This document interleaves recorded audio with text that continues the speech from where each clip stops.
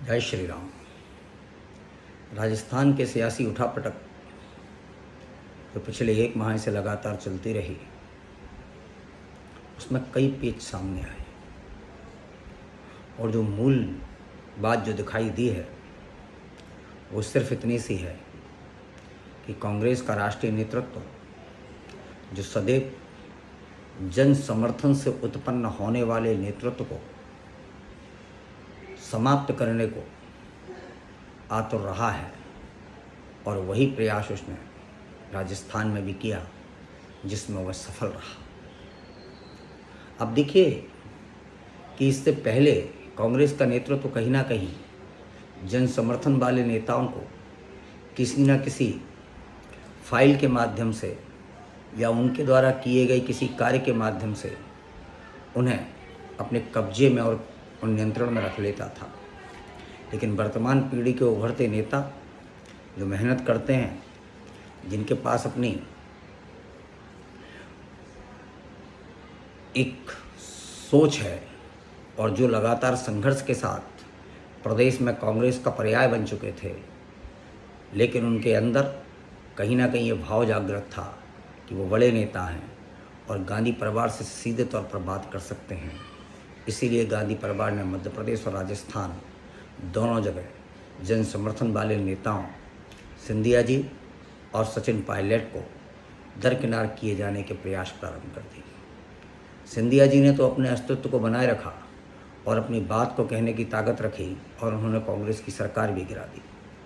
लेकिन राजस्थान में जो हुआ वह भी अपने आप में एक पहेली बन करके रह गया, क्योंकि राजस्थान में सचिन पायलट को जो आभास था, उस आभास में उनको ये लगता था कि मेरे पास 30 से लेकर के 40 विधायक आएंगे और उनको इस बात का आभास था कि एक बार में मेरी ताकत बन जाएगी तो फिर कांग्रेस का नेतृत्व, चाहे वो राष्ट्रीय नेतृत्व हो और चाहे प्रांत का नेतृत्व हो, वह मेरे सामने मेरी बात मानने को मजबूर होगा।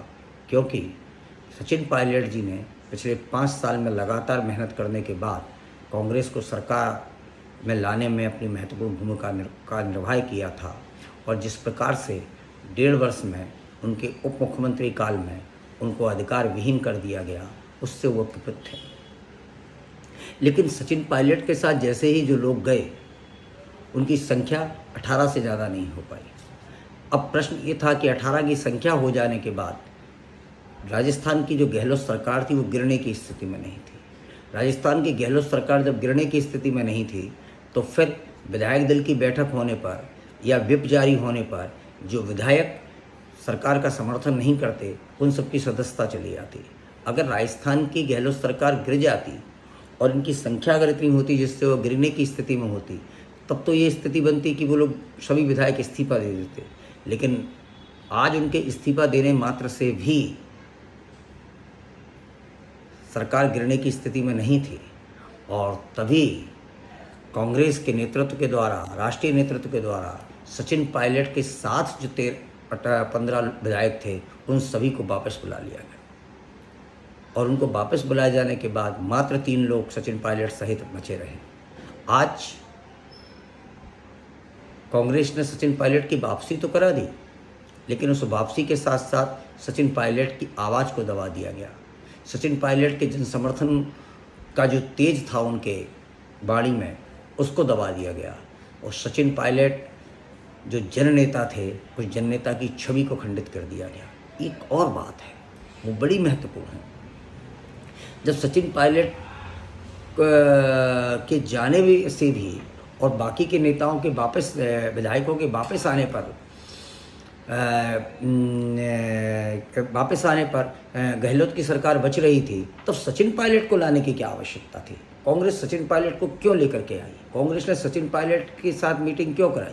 क्योंकि 2, 3, 4 विधायकों के जाने के से भी गहलोत की सरकार नहीं जाती और 15 विधायक वापस आ चुके थे।